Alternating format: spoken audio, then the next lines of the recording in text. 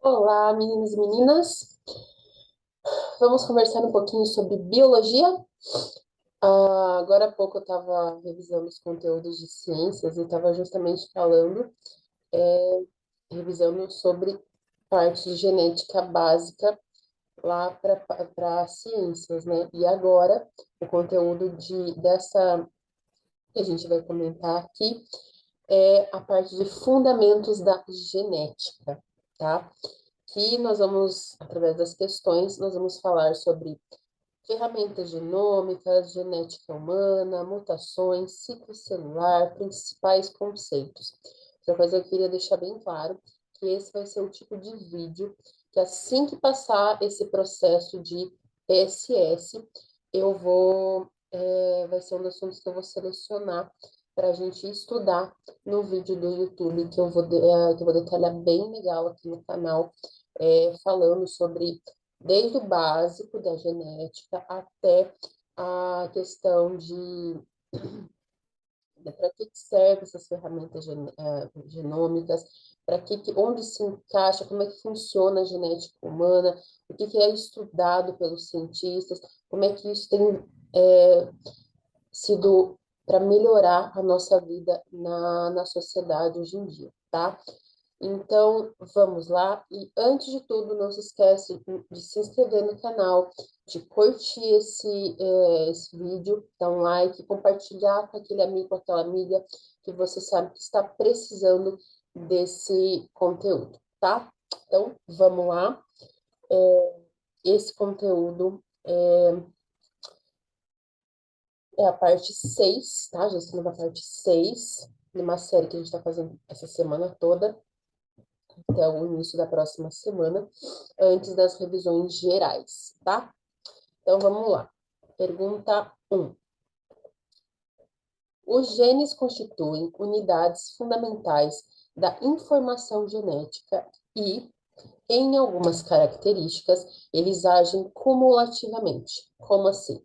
Eles vão determinar o fenômeno conhecido como a famosa herança genética. Sim, em alguns casos, a gente não fala assim, tem os olhos do pai, tem aquela manchinha parecidinha. É a herança poligênica, né? Que é os genes que são, se acumulam. Vamos ler as outras que não são. Se mantém em porção fixa nos cromossomos. Não, pelo contrário, né? Eu estava estudando agora há pouco lá na parte básica de ciências, o quanto ocorre que não tem como eles serem fixos, devido à replicação do DNA, né? Então, essas mudanças são muito constantes. Em organismos diploides, que possuem dupla célula, né? São organizados em pares, né? São pareados, o que se mantém nas populações, de modo que não existem mais que duas formas do mesmo gene. Não, pelo contrário, geralmente eles vão se duplicando, né? A gente fala que o próprio DNA, ele sofre mutação, ele sofre, ele está em constante replicação, e sempre da dupla hélice, quando ela vai se, gerar novas filhas, uma parte do DNA dela vai para as filhas, né? Semiconservador, tá? Se relacionam a um único ou a múltiplos efeitos fenotípicos, não a vários, né? Fenômeno conhecido como alelos múltiplos. Não, gente. Não se relaciona a vários, né? Não tem. Não é o fenômeno dos fenótipos, é dos genótipos, tá? Fenótipo é isso que a gente vê aqui, é o nosso externo, que está dentro da gente, aqui no nosso DNA, já é uma outra coisa, tá? Sobre o controle genético de animais de laboratório, vamos analisar as seguintes afirmativas, tá? Primeira, o controle genético é um conjunto de técnicas que nos permite verificar se os animais em uso ainda conservam as características genéticas originais da sua linhagem ou que não tenham sofrido nenhuma troca ou contaminação genética de outra linhagem via cruzamentos acidentais. Sim, através desse controle genético, é que os pesquisadores conseguem verificar se houve alguma mistura, alguma, como ele fala assim, alguma contaminação entre uma linhagem e outra. O fundamento do controle de pureza genética, ele consiste quantitativas e quantitativas. São as enzimas, os marcadores imunológicos, os marcadores de DNA, tá? E compará-los aos valores das referências estabelecidos internacionalmente para as linhagens isogênicas. Sim, tem que se fazer o controle dessa pureza genética para analisar todas essas características, tá? Para assim a gente conseguir, é assim que eles fazem para identificar as características genéticas de muitas doenças que nos atingem, tá? Em todos os casos, trata-se da utilização de marcadores polimórficos entre as linhagens, para que se possa detectar contaminações ou cruzamentos acidentais. Então, esse é a intenção do controle genético dos animais em laboratório, tá? Então, todas elas estão corretas, certo?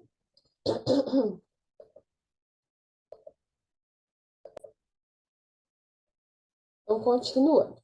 Sobre os fundamentos da biologia molecular aplicados ao controle genético de animais de laboratório. Então, nós vamos falar de novo sobre os fundamentos básicos da biologia molecular, tá?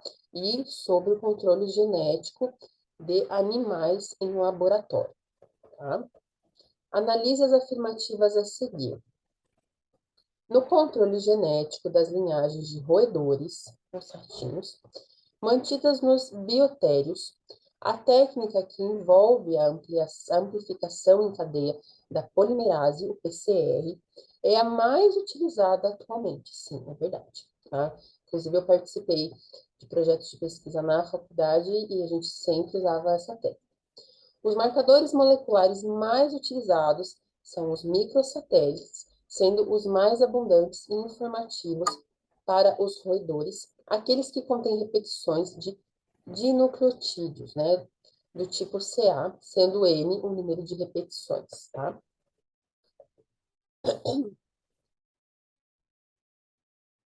Os Loci microsatélites, eles são altamente polimórficos, tá? Várias morfologias.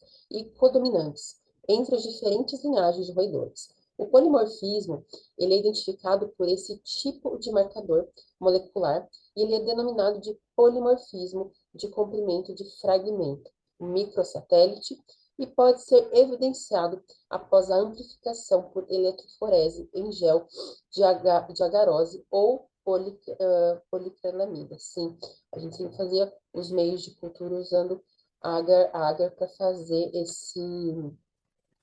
correr o DNA, né, no caso.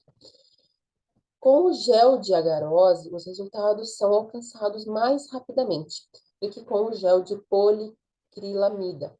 Entretanto, este gel ele é limitado à identificação de polimorfismo entre diferentes alelos do mesmo locus, né?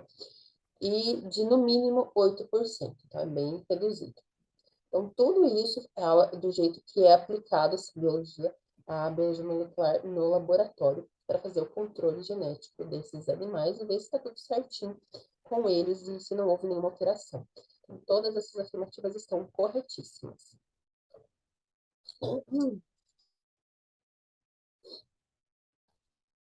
Então, vamos lá. Sobre o tema hereditariedade, complete, respectivamente, as lacunas da frase abaixo. Gregor Johann Mendel, vou falar de Mendel agora, ele é considerado o pai da genética.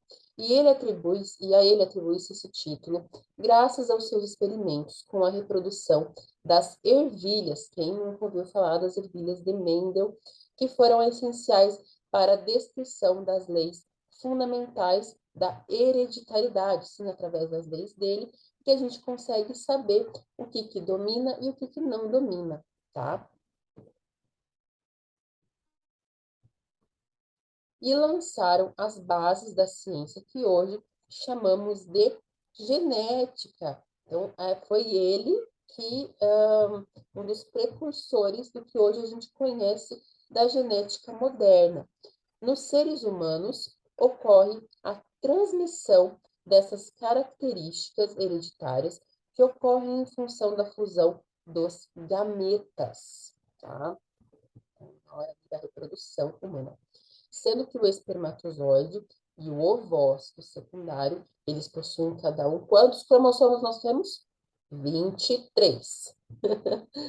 Isso a gente tem que lembrar quando a gente for falar das doenças, por exemplo, tem um síndrome de Down, cromossomo 21, mais X e Y, tá? Então, temos todas essas características que todo esse processo de genética ajuda a gente a entender o porquê ocorre e por que não ocorre, tá? Dessa forma, quando ocorre a fusão nos mesmos, passa a ocorrer o conjunto cromossômico da nova célula. Após a gente analisar isso aqui, vamos ver a alternativa que preenche corretamente as lacunas. Então, que tem hereditariedade, genética, gametas e cromossomo, e 23 cromossomos.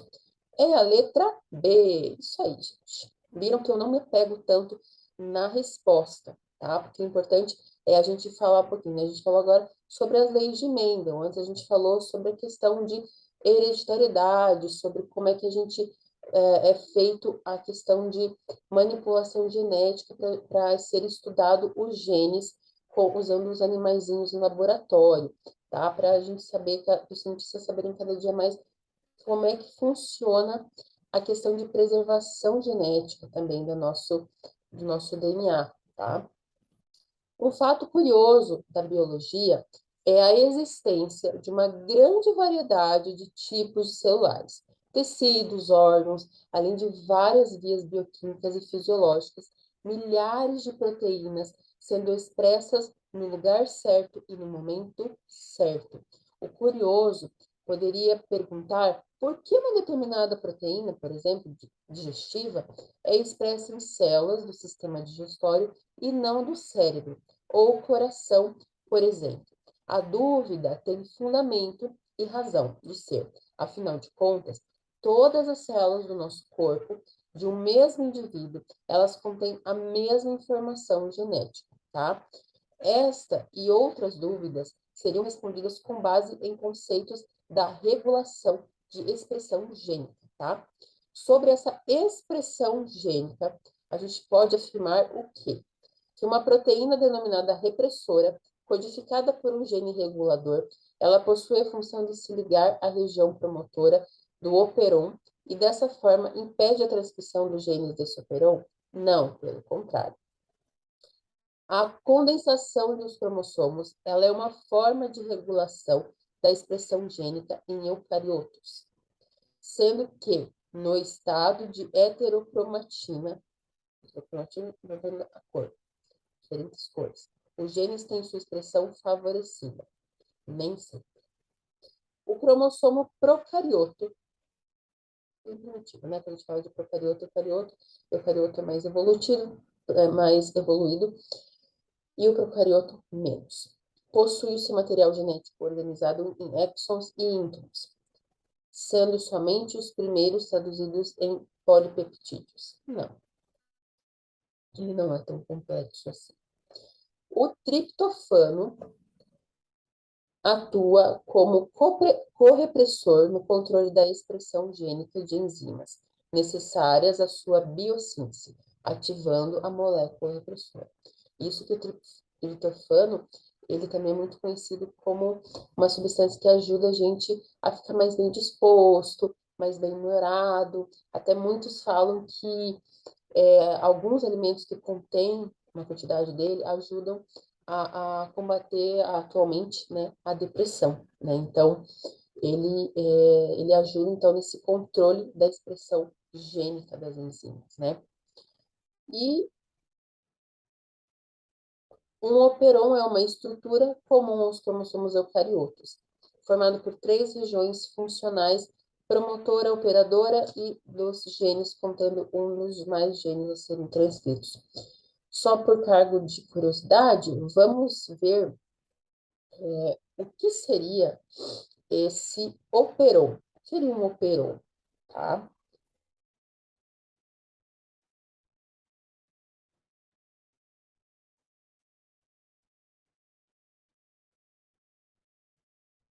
O operon, ele permite...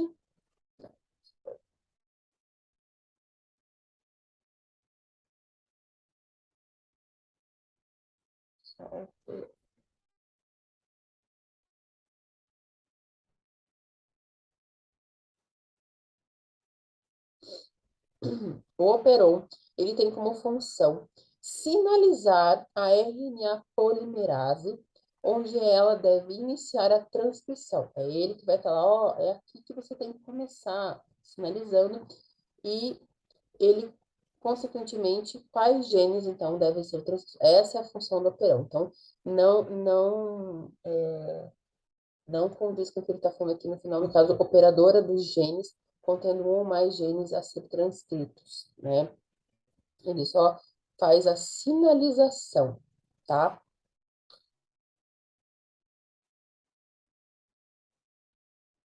E no caso do...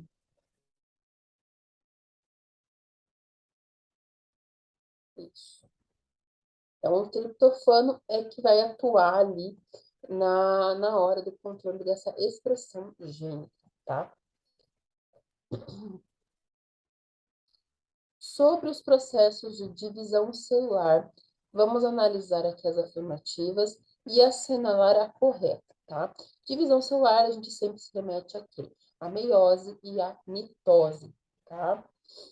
A mitose, geralmente a parte inicial, e a meiose, a gente é sempre a parte que finaliza toda essa divisão, que geralmente quando a gente fala de meiose e mitose, a gente costuma falar, quando ocorre o processo de, por exemplo, a mulher não vai engravidar, vai até a mitose, né? Até o processo final da mitose, todas as fases dela, prófase, telófase, né?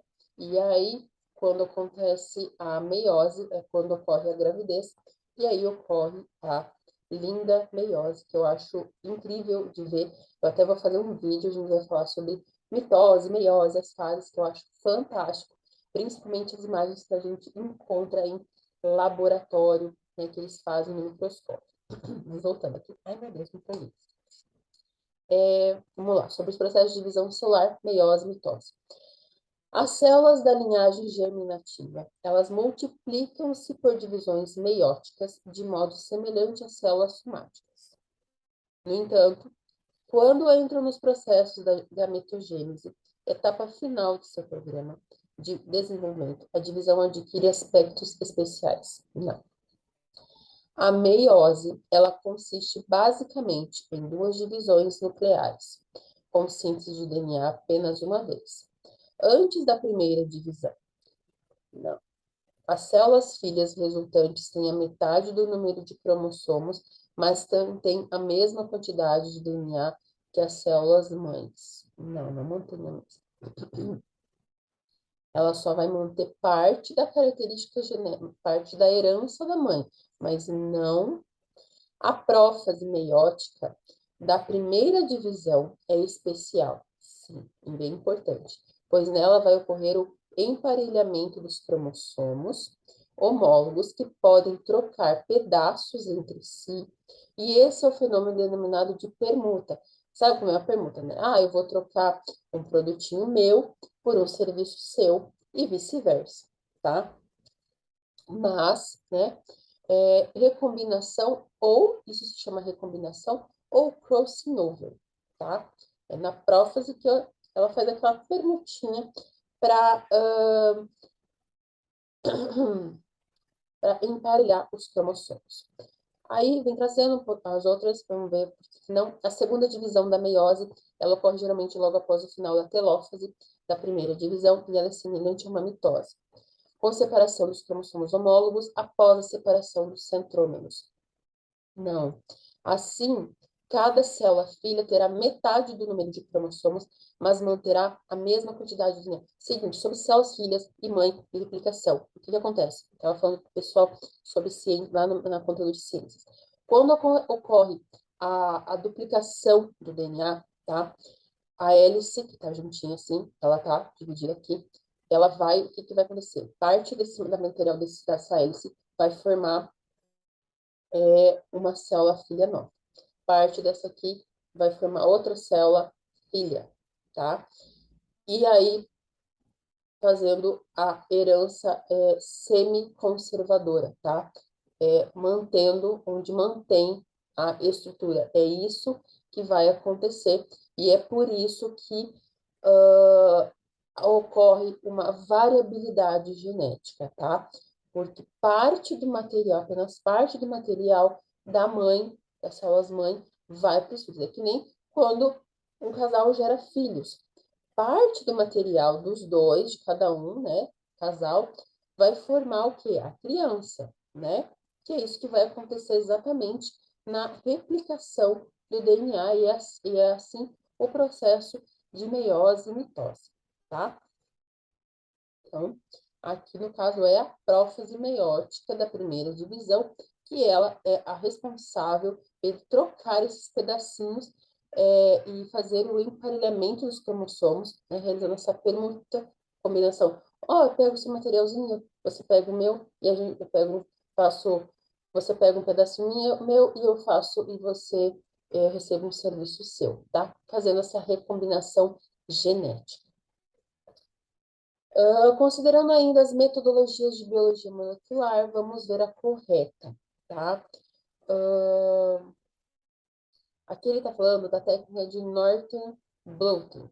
Vamos ver que técnica é essa, para a gente só situar, para a gente dar uma boa estudada, tá?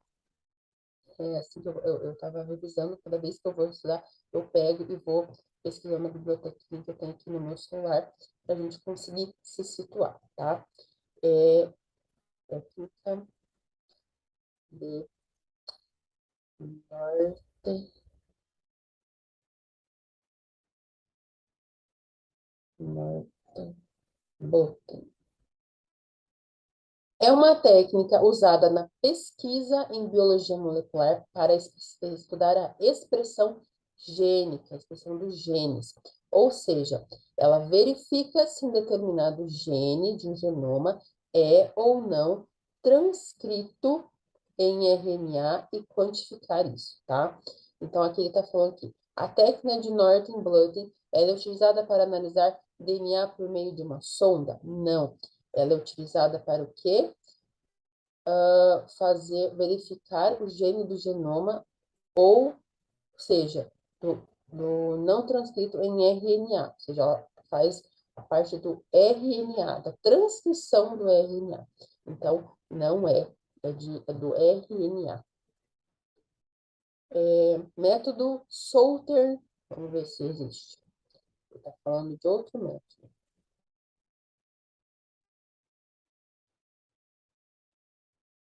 Salter.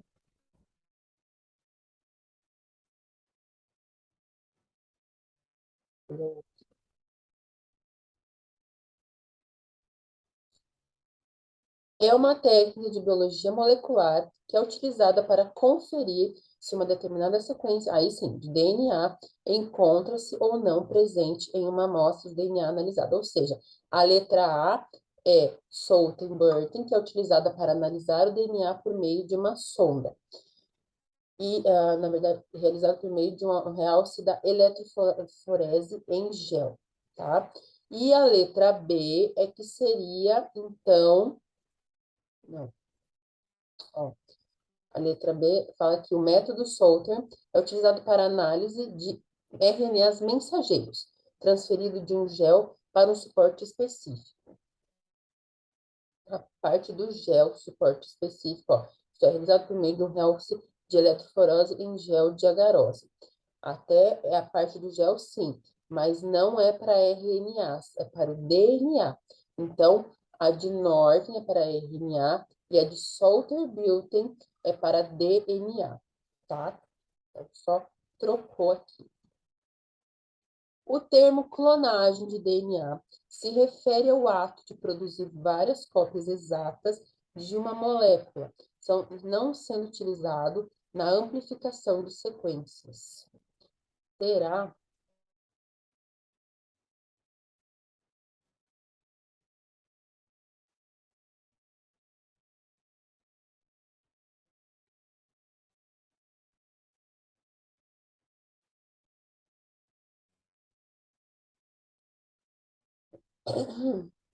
Clonagem de DNA seria o processo de fazer várias cópias idênticas de um pedaço em específico, tá?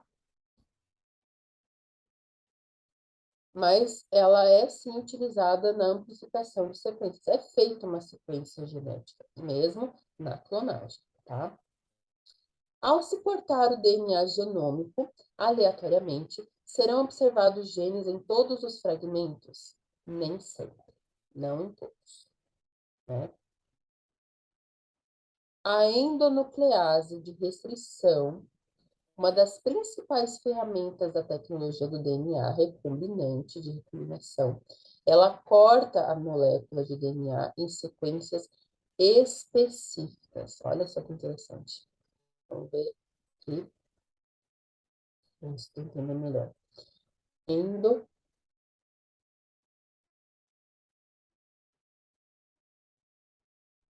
endonuclease de restrição.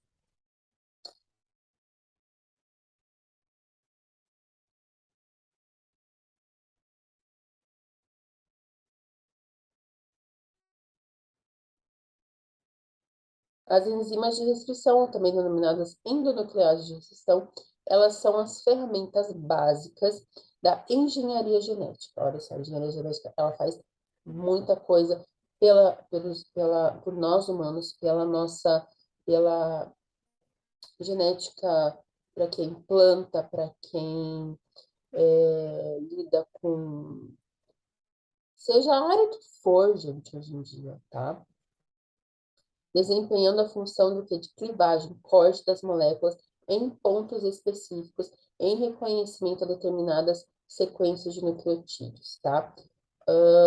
Hoje em dia é utilizado, as endonucleases são capazes de seccionar o duplo filamento polinucleotídeo, né, que não está falando aqui, em lugares determinados. Dessa forma, submetidos a técnicas de eletroforese, os pedaços selecionados pelas enzimas, eles passam por análise comparativa de bandas transversais reveladas em um filme, permitindo, por exemplo, identificar a identificação de pessoas, possíveis suspeitos de um crime ou na determinação da paternidade, tendo o laudo legitimidade relativa de competência jurisdicional. Então, ele ajuda muito nisso, tá? Interessante, né? Como ele ajuda da resolução de crimes, né? A gente tem aí, não conhece CSI, não conhece, ou então questão de realismo da paternidade, é a endonuclease de restrição que ajuda nesse processo. Leia as afirmativas a seguir. Bom, vamos lá. O DNA e o RNA, eles são ácidos nucleicos encontrados em todas as células humanas. Nem todas. Umas têm DNA, outras têm RNA e outras, tá? No ser humano, quando o músculo se movimenta, ele se contrai e puxa o osso ao qual está ligado. De um modo geral, os oceanos possuem pouco nutriente em suspensão e baixa taxa de fotossíntese, principalmente em áreas distantes da costa. Entretanto, há regiões onde as correntes marinhas realizam um movimento do fundo em direção à superfície, proporcionando uma mistura de água importante e uma alta disponibilidade de nutrientes. Então, a 2 e a 3 estão corretas. Viram aqui que eles começaram falando de DNA e RNA e já falaram dos músculos que movimentam, já fizeram uma revisão geral de tudo. Vamos falar um pouquinho de síndrome de Down. Síndrome de Down e de Turner são caracterizadas, respectivamente, por autor. Lembrando que o que caracteriza a síndrome de Down? Cromossomo possui 21 cromossomos ao invés de 23. E e de Turner, eu não lembro tanto assim. Vamos ver.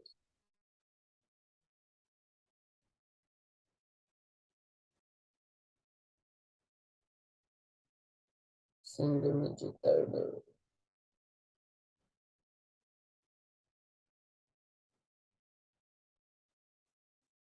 Síndrome de Turner é um distúrbio cromossômico em que uma mulher nasce com apenas um cromossomo X.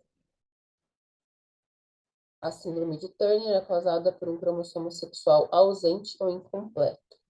Então, no caso da síndrome de Down, é a trissomia do cromossomo 21 e Turner é a ausência do cromossomo sexual das mulheres. Então, é a letra D, certo? Fase do ciclo celular responsável. A gente, vamos ver. Qual é a fase responsável do ciclo celular pela replicação do DNA? Tempo.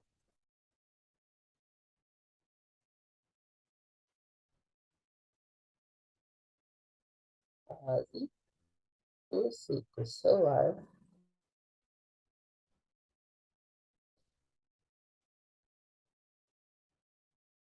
é a fase S, da interfase. Então, na fase S, da interfase, é que ocorre a replicação do DNA, tá?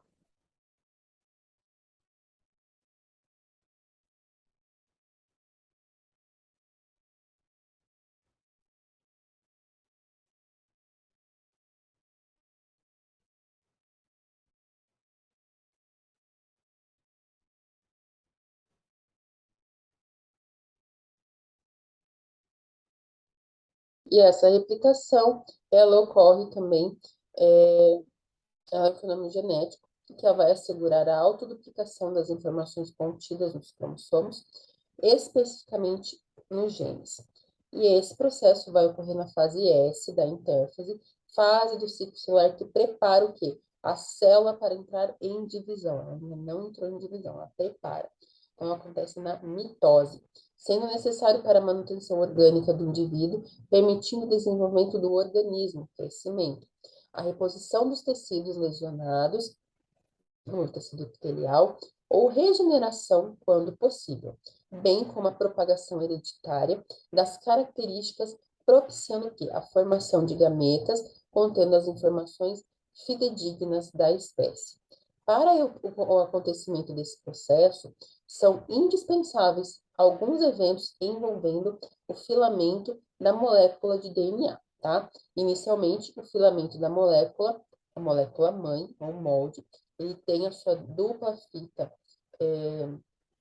separada devido ao rompimento das pontes de hidrogênio e são mantidas entre as bases nitrogenadas complementares, tá? Sobre cada uma dessas cadeias nucleotídeas, o molde, vai ser mantido o molde. Vão se emparelhando novos nucleotídeos dispersos no núcleo. Então, por isso que a gente não pode dizer que eles estão juntinhos, eles ficam dispersos. Alguns ficam dispersos, né? Construindo dessa forma uma nova cadeia. E no final do processo, são produzidas duas moléculas idênticas, denominadas de cromátides irmãs, cada uma constituída por uma fita nucleotídea da molécula original e outra recém-fabricada. Então, tem uma que vai ficar a original e a outra recém-fabricada. Então, por causa disso, a gente fala que esse processo é considerado um semi-conservativo, ou seja, finalizada a divisão, as células resultantes conservam com elas metade das informações genéticas originais herdadas da célula genitora, a célula-mãe, tá? Então, e por meio dessa replicação, ó, por que que é importante? A gente pode entender como nós, os seres humanos, fomos formados a partir de sucessivas divisões de uma célula, fruto da fecundação célula-ovo ou zigoto, tá? Passando por intensa multiplicação até resultar de um organismo tão complexo. Legal, né, gente? Essa é para a gente saber o porquê, né, da replicação de DNA, tá? Gostaram? Espero que vocês tenham gostado. Falamos também aqui no meio dos principais conceitos, essas ferramentas genômicas que a gente falou ali, né? A questão da eletroforese, de divisão, manutenção de alguns processos para a gente conseguir entender se houve ou não contaminação de espécies, tá? A gente vai ver mais um pouquinho sobre isso, mas ao longo das aulas, em ciências, a gente tem o básico já lá, a gente falando sobre a genética básica. Espero que vocês tenham gostado. Qualquer dúvida, queira adquirir esse material mais completo, essas questões para vocês poderem revisar, ou outro material se você for de outra matéria, me chama no WhatsApp ou no Instagram e já me segue lá também, tá? E não se esqueça de se inscrever se você não é inscrito, de curtir esse vídeo. Um beijo, fiquem com Deus e até a próxima.